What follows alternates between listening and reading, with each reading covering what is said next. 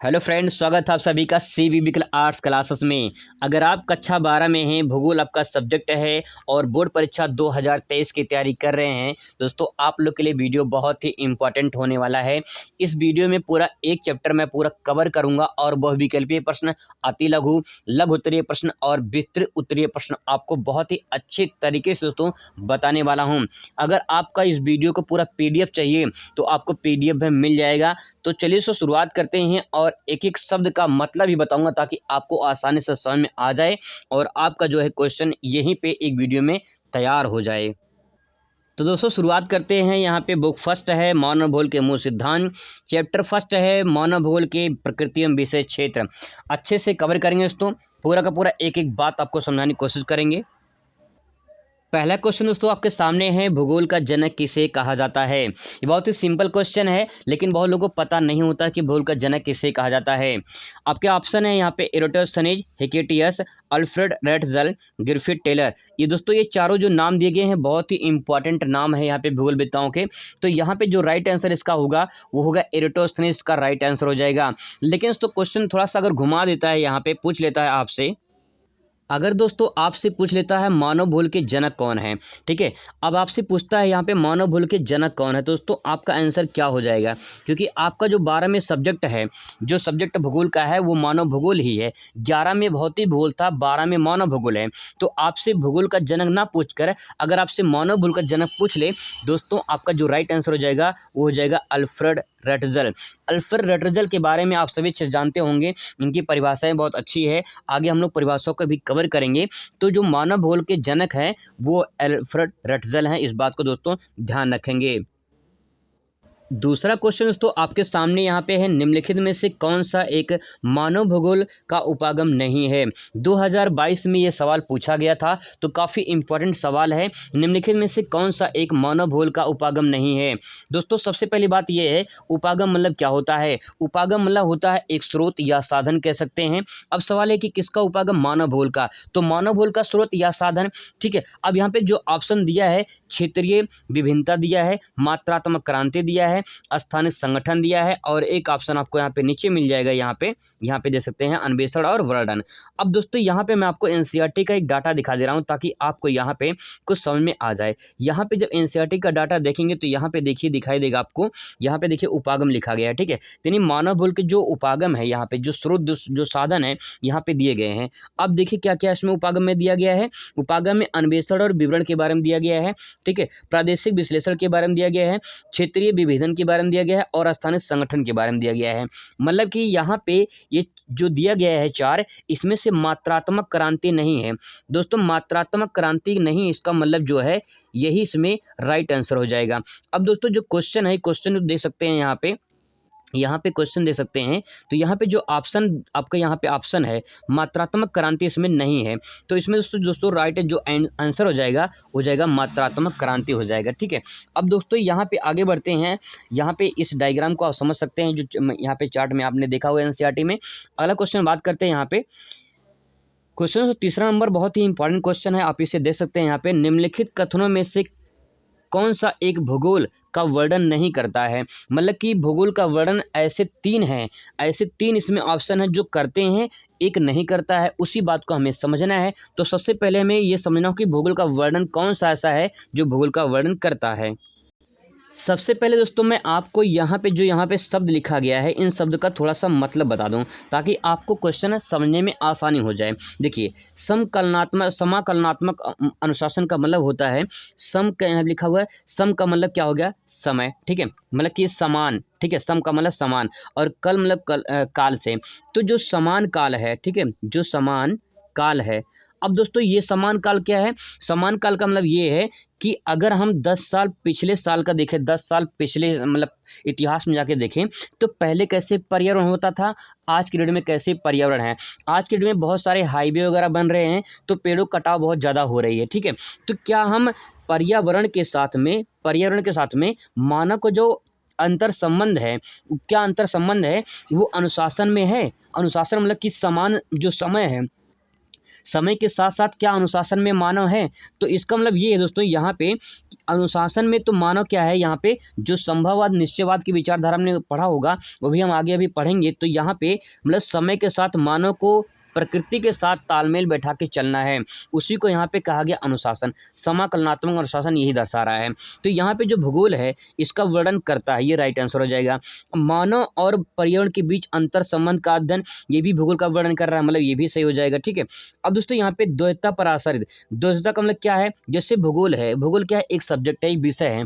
अब इसके दो शाखाएं हैं, एक आपका भौतिक भूगोल है और दूसरा क्या है, दूसरा मानव भूगोल है। ठीक है, तो जब जिस विषय के दो शाखाएं हों, द्वैतता मतलब दो, ठीक है, जब किसी विषय के दो शाखाएं हों तो उसे कहेंगे जो है द्वैतता। तो जो भूगोल है वो किस पे आश्रित है, द्वैतता पर आश्रित है। मतलब कि यहाँ पे भौतिक भूगोल है और एक तरफ मानव भूगोल है, तो इसका मतलब यह है, ये भी परिभाषा यहाँ पे वर्णन इसका कर रहा है। आगे देखिए, प्रौद्योगिकी के विकास के फलस्वरूप आधुनिक समय में प्रासंगिक नहीं है। प्रासंगिक का मतलब होता है उचित नहीं है। ठीक है, सिंपल अगर वर्ड में समझा जाए तो उचित नहीं है, या हम कह सकते हैं योग्य नहीं है। प्रासंगिक मतलब योग्य नहीं है या उचित नहीं है। तो देखिए क्या उचित नहीं है, प्रौद्योगिकी जैसे जैसे टेक्नोलॉजी का विकास हो रहा है, प्रौद्योगिकी मतलब जैसे जैसे टेक्नोलॉजी का विकास हो रहा है, उसके फलस्वरूप आधुनिक समय में क्या उसकी उचित है या योग्य है, क्या प्रौद्योगिकी का जो विकास हो रहा है उचित है, जो है क्या पर्यावरण के लिए जो है योग्य है। तो यहाँ पे दोस्तों जो ये है, ये चौथा जो है इसमें राइट आंसर हो जाएगा, यही वर्णन इसका नहीं करता है। तो दोस्तों इसमें जो चौथा है यही इसका राइट आंसर हो जाएगा। बहुत सारी किताबों में आपको अलग अलग मिल जाएगा, लेकिन मैंने आपको अच्छे से एक्सप्लेन करके बताया, हो सकता है आपको समझ में आ गया हो दोस्तों। आगे देखिए, यहाँ पे चौथा क्वेश्चन आपके सामने है, एक ऑप्शन आपको नीचे देखने को मिल जाएगा, इसका भी व्याख्या अच्छे से करेंगे ताकि आपको आसानी से समझ में आ जाए। क्वेश्चन तो यहाँ पे है, निम्नलिखित में से कौन सा एक भौगोलिक सूचना का स्रोत नहीं है। भौगोलिक सूचना का जियोग्राफिकल इंफॉर्मेशन का स्रोत नहीं है। ठीक है, तो चलिए यहाँ पे समझते हैं। दोस्तों यहाँ पे कहा गया है यात्रियों का विवरण, जैसे कोई यात्री है, यात्री का मतलब क्या, यात्री मतलब भूगोलवेत्ता है या कोई विद्वान है, अगर हम उसके बारे में कोई विवरण ले रहे हैं, उसके बारे में जानकारी प्राप्त कर रहे हैं उस व्यक्ति के बारे में, तो हमें कुछ स्रोत जरूर मिलेगा। जैसे कोई भूगोलवेत्ता है, कोई विद्वान है, तो कहीं न कहीं उसके पास कुछ नॉलेज है, जानकारी है, वो जानकारी क्या करेगा, शेयर करेगा। अगर भौगोलिक चिंतन किया है तो भौगोलिक विचारधारा प्रकट करेगा। मतलब ये है कि इसमें जो भौगोलिक सूचना है हमें यात्रियों से प्राप्त हो सकते हैं, इस बात का यहाँ पे बात कही गई है।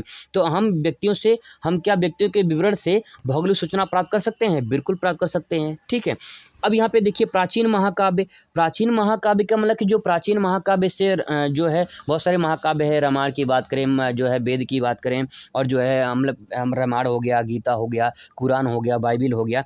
तो यहाँ पे अगर हम उसके बारे में पढ़ते हैं, अगर उसको हम पढ़ें तो क्या हमें भौगोलिक सूचना मिलेगी, हमें उससे भौगोलिक सूचना जरूर मिलेगी। उसके बारे में से रामायण की बात करें तो रामायण में जैसे समुद्र की बात, वहाँ पे जैसे समुद्र में जब सेतु बनता है, राम सेतु बनता है, तो उसमें वर्णन किया गया है, तो उसके बारे में जानकारी मिलती है। तो मतलब भूगोल की सूचनाओं के बारे में हमें प्राचीन महाकाव्य से भी जानकारी मिल सकती है। आगे देखिए, चंद्रमा से चट्टानी पदार्थों के नमूने, अगर कोई चंद्रमा पे जाकर वहां से उसके चट्टान लेकर आता है, ठीक है, चट्टान लेकर आता है, तो हमारे पास क्या है, एक साक्ष्य है।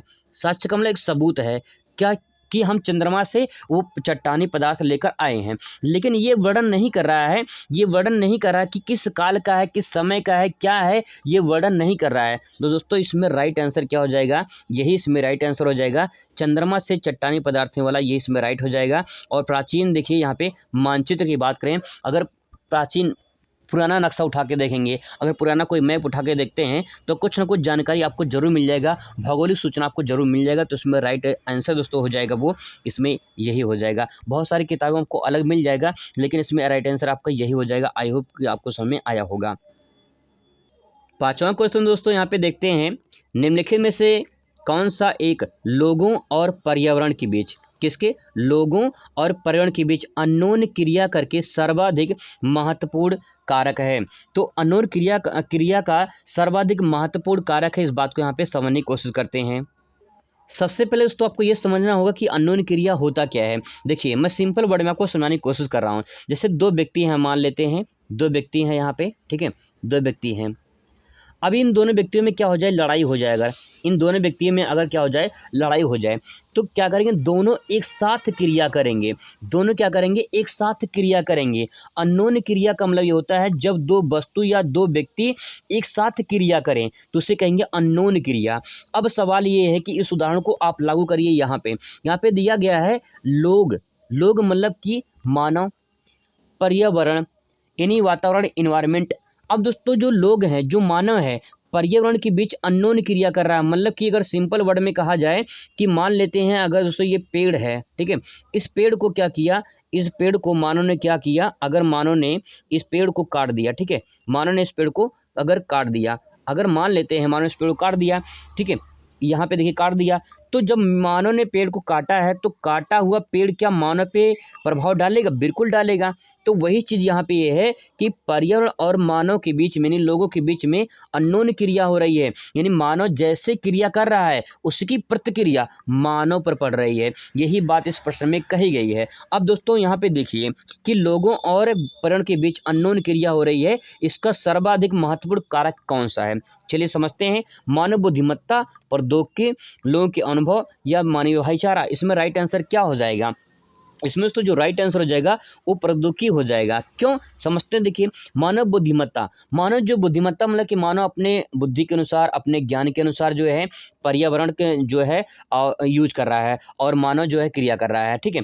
तो इसमें तो ये कारक है, लेकिन जो है जैसे जैसे टेक्नोलॉजी बढ़ रही है, जैसे जैसे साइंस आगे बढ़ रही है, मानव क्या कर रहा है, उसमें पर्यावरण को और यूज कर रहा है। अगर जैसे प्रकृति को और प्रयोग में ला रहा है, जो प्राकृतिक संसाधन है उनको और ज़्यादा यूज कर रहा है। जैसे पेट्रोलियम है, कोयला है, प्राकृतिक गैस है, ये क्या है, ये खत्म हो जाएंगे, ये आपके पास लिमिटेड सोर्स में है। तो अगर मानो जैसे साइंस आगे बढ़ रहा है वैसे से इनका विदोहन ज़्यादा हो रहा है, तो इसका मतलब ये है कि टेक्नोलॉजी जैसे जैसे बढ़ रही है, मानव प्रकृति को बहुत ज़्यादा यूज कर रहा है, नहीं पर्यावरण को बहुत ज़्यादा यूज कर रहा है, जो उसके संसाधन है इसको भी यूज कर रहा है। तो कहीं न कहीं ऐसे संसाधन जो खत्म हो जाएंगे तो उसका कहीं न कहीं असर पड़ेगा मानव पर। तो प्रौद्योगिकी इसमें बहुत जिम्मेदार है। तो ये दोस्तों यही है सर्वाधिक कारक जो है पर्यावरण और जो है लोगों के बीच में अननोन क्रिया पर है, यही सबसे बड़ा कारण है साइंस टेक्नोलॉजी, ठीक है।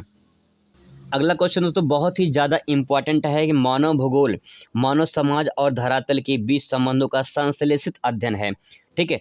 अब यहाँ पे संश्लेषित का मतलब क्या होता है, सिंथेटिक, मतलब कि जोड़ा है, सिंपल भाषा में कहें जुड़ा होना, ठीक है, या मिलना कह सकते हैं। किसका मिलना, इस बात को समझते हैं, किसका मिलना।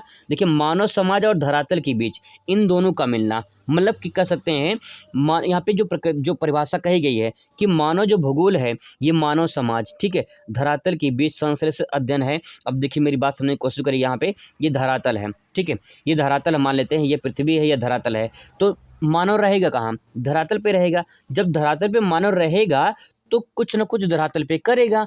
इसका मतलब ये है कि मानव, जब मानव धरातल पर क्रिया करेगा तो धरातल पर जो प्रभाव पड़ेगा उसका असर मानव पर पड़ेगा। मतलब ये है कि इन दोनों में जुड़, संश्लेषित मतलब क्या होता है, मानव पृथ्वी से जुड़ा है और इसका प्रभाव पृथ्वी पड़ रहा है मानव का, और पृथ्वी का प्रभाव मानव पड़ेगा। तो वही बात यहाँ पे कही गई है कि मानव भूगोल जो है मानव समाजों और धरातल के बीच संश्लेषित अध्ययन है। तो मैं तो एक तरह से कह सकते हैं कि जुड़ा हुआ है। तो ये परिभाषा किसने दिया है, ये परिभाषा दोस्तों किसने दिया है, तो आंसर हो जाएगा रटजल ने ये परिभाषा दिया है। इसका राइट आंसर क्या हो जाएगा, छठवें का रटजल हो जाएगा। अगला क्वेश्चन देखिए यहाँ पे, क्वेश्चन नंबर 7वां बहुत ही इंपॉर्टेंट है यहाँ पे दोस्तों, एंथ्रोपोजियोग्राफी। अगर बात करें एंथ्रोपोजियोग्राफी की तो किसकी जो है रचना है या किसकी पुस्तक है, किसकी बुक है एंथ्रोपोजियोग्राफी। दोस्तों ये बात करें अगर तो एंथ्रोपोजियोग्राफी में मानव भूगोल का बारे में वर्णन किया गया है, और जो मानव भूगोल के बारे में वर्णन किया गया है वो किसने किया है, मैंने अभी आपको बताया था मानव भूगोल के जनक के बारे में। तो रटजल जो है मानव भूगोल के जनक हैं, और यही एंथ्रोपोजियोग्राफी में इन्होंने मानव भूगोल का वर्णन किया गया है, यही इनकी बुक का नाम है, ठीक है। यहाँ से दो क्वेश्चन बन सकते हैं कि मानव जो भूगोल है ये किस पुस्तक में रचना की गई, तो एंथ्रोपोजियोग्राफी में किया गया है। किसने किया है, रटजल ने किया है, रटजल ने किया है।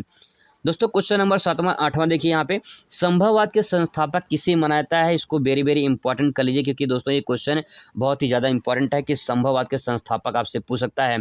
संभववाद के संस्थापक कौन है ये आपसे पूछ सकता है। टेलर यानी ग्रिफिथ टेलर, विडॉल्डी ब्लास, एलन से सैम्पल, यानी सैंपल या फिर रटजल। इसमें राइट आंसर दोस्तों हो जाएगा विडाल्डी ब्लास जो है ये संभववाद के संस्थापक हैं, इन्होंने इस विचारधारा को दिया था, इस विचारधारा के प्रतिपादक हैं जो है विडाल्डी ब्लास। इसमें राइट आंसर हो जाएगा। क्वेश्चन नंबर 9 दे सकते हैं यहाँ पे, निम्नलिखित विद्वानों में से किसने नव निश्चयवाद की संकल्पना प्रस्तुत की है? किसने नव निश्चयवाद की संकल्पना प्रस्तुत की है? यही क्वेश्चन अथवा करके पूछा गया है कि नव नियतिवाद को रुको और जाओ नाम किसने दिया है? दोस्तों आप सभी को अच्छे से पता होगा कि जो है ग्रिफिथ टेलर ने जो है रुको और जाओ की संकल्पना दी है। तो उसमें राइट आंसर 2 हो जाएगा, टेलर ने इसकी संकल्पना दी है। क्वेश्चन नंबर दोस्तों यहाँ पे 10वां क्वेश्चन नंबर आ चुका है आपके सामने, यहाँ पे दे सकते हैं, निम्नलिखित में से भूगोल की कौन सी शाखा मानव भूगोल में शामिल नहीं है? क्वेश्चन दोस्तों बहुत ही ज़्यादा इंपॉर्टेंट है। 2000 जो है ये 19 में पूछा गया था सवाल, 2019 में सवाल पूछा गया था कि मानव भूगोल की कौन सी शाखा जो है भूगोल की कौन शाखा मानव भूगोल में शामिल नहीं है? यहाँ पे जो राइट आंसर दोस्तों हो जाएगा वो हो जाएगा आपका यहाँ पे संसाधन भूगोल, पर्यटन भूगोल, कृषि भूगोल, जलवायु विज्ञान। तो यहाँ पे इतने जो हैं ये कैसे हैं, ये मानव भूगोल के पार्ट हैं, मानव भूगोल के साधन हैं। और ये जो जलवायु विज्ञान है ये भौतिक भूगोल का पार्ट है, भौतिक भूगोल की शाखा है। तो ये जो है ये किसकी शाखा है? ये भौतिक भूगोल की है। दोस्तों ये रहे 10 क्वेश्चन। अब हम लोग बात करेंगे क्वेश्चन जो आगे आने वाले हैं इंपॉर्टेंट, वो देखिए अति लघु और लघु उत्तरीय प्रश्न के बारे में। यहाँ पे दोस्तों क्वेश्चन पूछा गया है, मानव भूगोल को परिभाषित कीजिए। बहुत ही शानदार क्वेश्चन है और आपसे एग्जाम में पूछा जाएगा कि मानव भूगोल को परिभाषित कीजिए। तो आप कैसे लिखेंगे इस बात को समझने की कोशिश करते हैं। मानव भूगोल पहले आप हिंदी डालेंगे और इसके बाद लिखना शुरू करेंगे। तो लिखेंगे कैसे? मानव भूगोल वह विज्ञान है, मानव भूगोल वह विज्ञान है जिसमें मानव और पर्यावरण के बीच संबंधों का अध्ययन किया जाता है। बहुत ही सिंपल वर्ड में दोस्तों आप लिखेंगे कि मानव क्या है? मानव एक तरफ है और पर्यावरण एक तरफ है। ठीक है, मानव और पर्यावरण के बीच संबंध है। ठीक है, जो संबंध है उन्हीं संबंधों को हम मानव भूगोल कहते हैं। तो आप बस इतना समझ जाइए कि आप हैं, ठीक है, आप हैं और जो इन्वायरमेंट है, जो पर्यावरण है, इसके बीच में कुछ संबंध है। इन संबंधों को ही क्या कहा जाएगा? मानव भूगोल कहा जाएगा। रटजल के अनुसार यहाँ पे परिभाषा अगर आप लिखना चाहते हैं तो लिख सकते हैं, और अगर लिखते हैं तो आपको बहुत अच्छा नंबर दोस्तों मिलेगा। यहाँ पे मानव भूगोल मानव समाज और धरातल के बीच, 2 पॉइंट है यहाँ पे मैंने हाईलाइट कर दिया ताकि आपको आसानी से समझ में आ जाए। मानव भूगोल है मानव समाज और धरातल के बीच में, संश्लेषित अध्ययन है। मैंने परिभाषा आपको बताया था, अभी ऊपर समझाया था आपको कि जो मानव भूगोल है ये मानव समाज और धरातल के बीच संश्लेषित अध्ययन है। तो यहाँ पे दोस्तों ये परिभाषा रटजल की है, आप इसे आसानी से याद कर सकते। 2 ही चीज़ें यहाँ पे, मानव भूगोल मानव समाज और धरातल के बीच कैसा अध्ययन है? संश्लेषित अध्ययन है। बस सिंपल आपको याद हो जाएगा।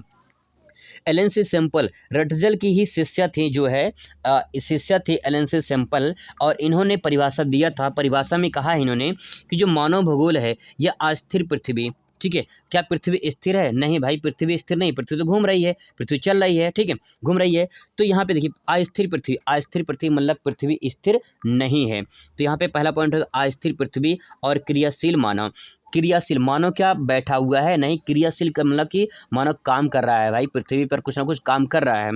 तो अस्थिर पृथ्वी पर मानव क्रियाशील है, और जब क्रियाशील है तो कुछ ना कुछ परिवर्तन होंगे। तो जब मानव क्रिया करेगा तो परिवर्तन जरूर होगा। इन्हीं का जो संबंध होगा वही जो है मानव भूगोल कहलाता है। ये एलन सी सैंपल ने कहा है। दोस्तों आसानी से याद कर सकते हैं कि जो मानव भूगोल है ये अस्थिर पृथ्वी और क्रियाशील मानव के बीच में एक संबंध है। कैसा? परिवर्तनशील संबंध है, इसी को मानव भूगोल कहा जाता है। ये एलन सी सैंपल ने कहा है। बहुत अच्छे तरीके से दोस्तों आसानी से आप इसे याद कर सकते हैं। आगे बढ़ते हैं, अगला क्वेश्चन देखते हैं। आपसे दोस्तों क्वेश्चन पूछेगा कि मानव भूगोल के उपक्षेत्र का नाम बताइए। मानव भूगोल के उपक्षेत्र कौन कौन से, ये आपसे क्वेश्चन पूछेगा। तो उपक्षेत्र में आपको लिखना होगा, यहाँ पे देखिए मैंने 8 लिखे हैं, ये सारे इंपॉर्टेंट हैं। यहाँ पे दे सकते हैं ऐतिहासिक भूगोल, सांस्कृतिक भूगोल, ठीक है, संस्कृति लिखा, सांस्कृतिक भूगोल, यहाँ पे चिकित्सा भूगोल, संसाधन भूगोल, कृषि भूगोल, उद्योग भूगोल, पर्यटन भूगोल, सैन्य भूगोल। इसमें से आपको जो है 2-3 तो पता होना चाहिए कि ऐतिहासिक भूगोल, सांस्कृतिक भूगोल, ये आपको एनसीईआरटी में देखने को मिल जाएगा। यहाँ पे दे सकते हैं, एनसीईआरटी में मैं डाटा आपको दिखा दे रहा हूँ, यहाँ पे दे सकते हैं। ये मानव भूगोल के क्षेत्र हैं। अगर आपसे क्षेत्र पूछता है तो आपका आंसर अलग हो जाएगा। यहाँ पे देखिए सामाजिक भूगोल, ठीक है, सामाजिक भूगोल में इतने सारे उपक्षेत्र आते हैं, इसमें से कोई भी एक क्षेत्र आप ले सकते हैं। नगरीय भूगोल अपने आप में एक क्षेत्र है, ठीक है। अगर बात करें वहीं राजनीति भूगोल, तो राजनीति भूगोल अपने आप में क्या है, क्षेत्र है। इसके अंतर्गत दो उप क्षेत्र आते हैं, निर्वाचन भूगोल और सैन्य भूगोल आते हैं। आगे देखिए यहाँ पे जनसंख्या भूगोल है। जनसंख्या भूगोल की बात करें तो ये अपने आप में अलग है। आवास भूगोल, आर्थिक भूगोल, आर्थिक भूगोल के दोस्तों अंतर्गत इतने सारे उप क्षेत्र आते हैं या उप भूगोल आते हैं या उपशाखा कह सकते हैं। जैसे संसाधन भूगोल है, कृषि भूगोल है, उद्योग भूगोल है, विपणन भूगोल है, विपणन मतलब होता है बाजार, ठीक है। पर्यटन भूगोल है, अंतर्राष्ट्रीय व्यापार का भूगोल है। तो इतने सारे भूगोल आपके यहाँ पे आते हैं आर्थिक भूगोल में। तो ये जो पॉइंट यहाँ पे दिया गया है ये उपक्षेत्र हैं, और जो यहाँ पे दिया गया है ये यहाँ पे दोस्तों यहाँ पे एक क्षेत्र है, ठीक है। यहाँ पे क्षेत्र है और यहाँ पे उपक्षेत्र है। तो कम से कम आपको 3-4 तो याद होना चाहिए, इसमें से आप आसानी से इसे तैयार कर लीजिए। क्वेश्चन नंबर दोस्तों 20 इंपॉर्टेंट है, इसको हाईलाइट कर लीजिए अभी से ही, क्योंकि क्वेश्चन आपसे एग्जाम में पूछ सकता है। संभववाद से आप क्या समझते हैं, ये सवाल पूछा जाएगा आपसे। संभववाद से आप क्या समझते हैं, बहुत ही सिंपल वर्ड में दोस्तों आपको समझाने की कोशिश करूंगा। संभव का मतलब क्या, संभव का मतलब मानो क्या संभव कर दिया। जैसे मान लो ये एक नदी बह रही है, ठीक है, एक नदी बह रही है, नदी बह रही है। अब इस नदी को धारा को प्रकृति है, नदी क्या है, ये नदी जो बह रही है ये प्रकृति के द्वारा बह रही है, मतलब प्राकृतिक है नदी। लेकिन मानव ने क्या किया, मानव ने इस पर एक डैम बना दिया, एक बांध बना दिया। तो मानव ने क्या किया, मानव ने बांध बनाकर संभव कर दिया कि यहाँ पे मानव ने एक बांध बनाकर इस पर संभव कर दिया कि भाई संभववाद इसको कहा गया है, ठीक है। अब देखिए यहाँ पे संभववाद का अर्थ होता है, यहाँ पे संभववाद का अर्थ होता है जिसमें मानव सर्वश्रेष्ठ है। मानव क्या है, सर्वश्रेष्ठ है। ये एक विचारधारा है, एक थॉट है। ये विचारधारा में कहा गया है कि मानव सर्वश्रेष्ठ है, ठीक है। कुछ लोगों, कुछ वैज्ञानिक, कुछ भूगोलवेत्ता हैं, कुछ विद्वान हैं जिन्होंने एक विचार दिया है, अपना एक थॉट दिया है, एक मत दिया है कि संभववाद में मानव सर्वश्रेष्ठ है।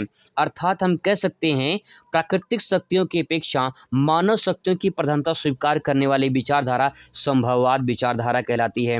बहुत ही सिंपल वर्ड में लिखा गया दोस्तों यहाँ पे कि प्राकृतिक शक्तियों की अपेक्षा, मतलब कि प्राकृतिक शक्तियों की अपेक्षा कर गई है।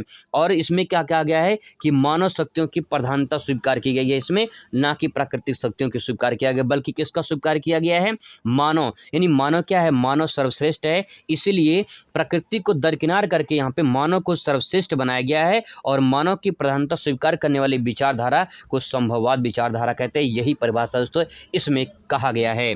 आगे देखिए, इसमें कहा गया है इस विचारधारा के अनुसार मानव अपना कल्याण स्वयं अपने कर्मों के द्वारा करता है। यही बात इसमें मुख्य बातें कही गई हैं कि इस विचारधारा में जो बात संभववाद में कही गई है कि मानव अपना कल्याण जो करता है अपने कर्मों के द्वारा करता है, ना कि प्रकृति की शक्तियों के द्वारा करता है। इसमें मानव सर्वश्रेष्ठ है। संभववाद में मानव संभव कर दिया है, संभव बना दिया है, इसीलिए इसे संभववाद विचारधारा कहते हैं। आगे यहाँ पे कुछ बातें कही गई हैं, क्योंकि इसमें यह बात आपको समझना होगा कि संभववाद के संस्थापक के रूप में अगर बात की जाए तो फ्रांसीसी भूगोलवेत्ता हैं जिनका नाम है विडॉल डी ब्लास। विडॉल डी ब्लास बहुविकल्पीय सवाल में याद करिए, मैंने आपको बताया था कि विडॉल डी ब्लास जो है ये संभववाद के संस्थापक हैं, जनक कहे जाते हैं। यानी विडॉल डी ब्लास ने जो है ये संभववाद के जो है जनक माने जाते हैं। लेकिन जो संभववाद का जो शब्द है वो फैब्रे ने दिया था। किसने दिया था, फैब्रे ने दिया था। ये दोस्तों आपसे बहुविकल्पी में सवाल पूछ सकता है कि जो संभववाद है ये शब्द किसने दिया था, तो फैब्रे ने ये संभववाद शब्द दिया था और इसकी जो व्याख्या किया था विडॉल डी ब्लास ने किया था। इसीलिए जो है संभववाद को जो है इनका संस्थापक माना जाता है। ऐसे ही दोस्तों इंपॉर्टेंट क्वेश्चन बनता है निश्चयवाद या नियतिवाद से आप क्या समझते हैं। बहुत ही इंपॉर्टेंट क्वेश्चन है, नोट कर लीजिए कि ये इंपॉर्टेंट क्वेश्चन आपसे एग्जाम में पूछा जा सकता है। दोस्तों क्वेश्चन है कि निश्चयवाद क्या है, नियतिवाद क्या है। नियति मतलब क्या, नियति मतलब जो तय कर दिया है, किसने, प्रकृति ने तय कर दिया है। किसने तय कर दिया है, जो प्रकृति ने तय कर दिया है, जो नियति ने बना दिया है, जो निश्चय है, जो कोई टाल नहीं सकता है, जो निश्चय है भैया, जो निश्चय है, जो तय है, प्रकृति ने तय कर दिया है, उसे कोई काट नहीं सकता है। नदी अगर बह रही है तो नदी बह रही है, इसे कोई रोक नहीं सकता है, इसे कोई रोक नहीं सकता है। यही निश्चयवाद है, यही नियतिवाद है। इसमें कहा गया है कि निश्चयवाद या पर्यावरण निश्चयवाद या नियतिवाद 3 तरीके से आपसे पूछ सकता है। निश्चयवाद, पर्यावरण निश्चयवाद या नियतिवाद से आप क्या समझते हैं, तीनों का आंसर एक ही होगा दोस्तों। यहाँ पे देखिए कहा गया है कि ये विचारधारा जर्मन विद्वानों ने दिया था, उसमें से जो मुख्य थे वो अल्फ्रेड रट्जल ने इस विचारधारा को दिया है। यानी निश्चयवाद जो विचारधारा है वो उसके जनक या संस्थापक कौन माने जाते हैं? अल्फ्रेड रट्जल माने जाते हैं। और उन्हीं के एक भूगोलवेत्ता थे, अमेरिकी भूगोलवेत्ता एलन सी सेम्पुल, जो इनकी शिष्या थी। रट्जल की क्या थी? ये शिष्या थी, रट्जल की शिष्या थी एलन सी सेम्पुल। इन्होंने भी वह निश्चयवाद की प्रबल समर्थक थे। मतलब ये है कि रट्जल ने तो निश्चयवाद के समर्थक थे ही, निश्चयवाद को उन्होंने बढ़ाया आगे, लेकिन उनके साथ साथ उनकी अमेरिकी भूगोलवेत्ता एलन सी सेम्पुल, रट्जल भी जो उनकी शिष्या थी, इन्होंने भी उनमें योगदान दिया और जो है निश्चयवाद की प्रबल समर्थक थी। तो यहाँ पे दोस्तों ये बात ध्यान रखिएगा, बहुत ही इंपॉर्टेंट पॉइंट है। आगे बात करते हैं इनकी परिभाषाओं की। तो यहाँ पे देखिए वह निश्चयवाद की प्रबल समर्थक थी, यहाँ पे हो गया। अब देखिए इस विचारधारा में पर्यावरण यानी प्रकृति सर्वशक्तिमान है। संभववाद में क्या था? मानव सर्वशक्तिमान था, मानव सर्वश्रेष्ठ था। लेकिन तो यहाँ पे विचारधारा में कहा गया है कि पर्यावरण यानी प्रकृति क्या है? सर्वशक्तिमान है और मानव प्रकृति का दास है। दास का मतलब नौकर होता है, दास का मतलब नौकर होता है। मानव कुछ नहीं कर सकता है, प्रकृति इसमें, प्रकृति सब कुछ है, तो मानव क्या है? मानव एक दास है। ये कहा गया है निश्चयवाद विचारधारा में। इसमें कहा गया है कि जो है सर्वशक्तिमान कौन है? प्रकृति है। इसमें कहा गया दोस्तों कि मानव शक्तियों की अपेक्षा प्राकृतिक शक्तियों की प्रधानता स्वीकार करने वाली विचारधारा निश्चयवाद विचारधारा कहलाती है। यही दोस्तों इस बात में कहा गया है। आई होप कि दोनों विचारधारा को समझ में आया होगा। संभववाद में इतना समझ जाइए कि जो संभववाद है, इस संभववाद में दोस्तों, इस संभववाद में मानव सबसे मुख्य है। ठीक है, संभववाद में मानव मुख्य है। और अगर बात करें निश्चयवाद में, अगर बात करें दोस्तों निश्चयवाद में, तो निश्चयवाद में समझ जाइए कौन मुख्य है? प्रकृति मुख्य है। बस यही इसका पूरा का पूरा जड़ है। संभववाद में मानव मुखिया है, निश्चयवाद में प्रकृति मुखिया है। यही इसमें विचारधारा में कहा गया है। इन दोनों को लड़ाई को खत्म करने के लिए एक नई विचारधारा जन्म लेती है। कौन सी? नव निश्चयवाद की विचारधारा। दोस्तों ये आगे विचारधारा चलती है नव निश्चयवाद की विचारधारा। इसी विचारधारा को अलग से आपसे क्वेश्चन पूछ सकता है। नव निश्चयवाद की विचारधारा पर टिप्पणी लिखिए, अथवा पूछ सकता है रुको और जाओ निश्चयवाद की संकल्पना को समझाइए, अथवा पूछ सकता है ग्रिफिथ टेलर की संकल्पना रुको और जाओ निश्चयवाद की अवधारणा को स्पष्ट कीजिए। 3 तरह से दोस्तों ये सवाल पूछ सकता है। बहुत ही ज़्यादा इंपॉर्टेंट सवाल, इसको ध्यान रखिएगा। इसका आंसर देखिए बहुत ही शानदार तरीके से मैंने लिखा है। पीडीएफ दोस्तों आपको मिल जाएगा, पीडीएफ की चिंता मत करिएगा, बस क्वेश्चन थोड़ा समझते चलिए, आपको आसानी से समझ में आ जाएगा। यहाँ पे देखिए नव निश्चयवाद, जब आपके पेपर में आएगा तो इस तरह से अच्छे से आप हेडिंग डालेंगे नव निश्चयवाद और लिखना शुरू करेंगे। लिखेंगे क्या दोस्तों? समझने की कोशिश करिए। निश्चयवाद में लिखेंगे निश्चयवाद, निश्चयवाद और संभववाद के बीच की विचारधारा नव निश्चयवाद विचारधारा है। एक तरफ है निश्चयवाद, एक तरफ है संभववाद। इन दोनों के बीच में जो है कौन सा है? इन दोनों के बीच में है दोस्तों नव निश्चयवाद विचारधारा। यही विचारधारा क्या है? आगे देखिए। इस विचारधारा के अनुसार कहा गया है ना तो प्रकृति पर विजय प्राप्त करना और ना ही प्रकृति की दासता स्वीकार करना है, बल्कि प्रकृति के साथ सहयोग स्थापित करना है। यह इस विचारधारा का मुख्य है। दोस्तों फिर से समझिए, नव विचारधारा में, नव निश्चयवाद विचारधारा में कहा गया है कि ना तो प्रकृति पर आप विजय प्राप्त कर सकते हैं, आप प्रकृति को हरा नहीं सकते हैं, आप प्रकृति पर विजय प्राप्त नहीं कर सकते हैं, बल्कि आप जो है कर क्या सकते हैं? प्रकृति का सहयोग स्थापित कर सकते हैं। और दूसरी बात यह है कि हम ना ही प्रकृति के दासता स्वीकार, दासता मतलब कि दास नहीं नौकर, हम ना प्रकृति के दास बन सकते हैं, बल्कि क्या है? इन दोनों को तालमेल बैठाकर हमें प्रकृति के साथ सहयोग स्थापित करना है। आगे दोस्तों बातें कही गई है यहाँ पे कि ऑस्ट्रेलिया के महान भूगोलवेत्ता ग्रिफिथ टेलर ने, ऑस्ट्रेलिया के महान भूगोलवेत्ता ग्रिफिथ टेलर ने नव निश्चयवाद की विचारधारा प्रस्तुत की है। ग्रिफिथ टेलर ने नव निश्चयवाद विचारधारा को रुको और जाओ का नाम दिया है।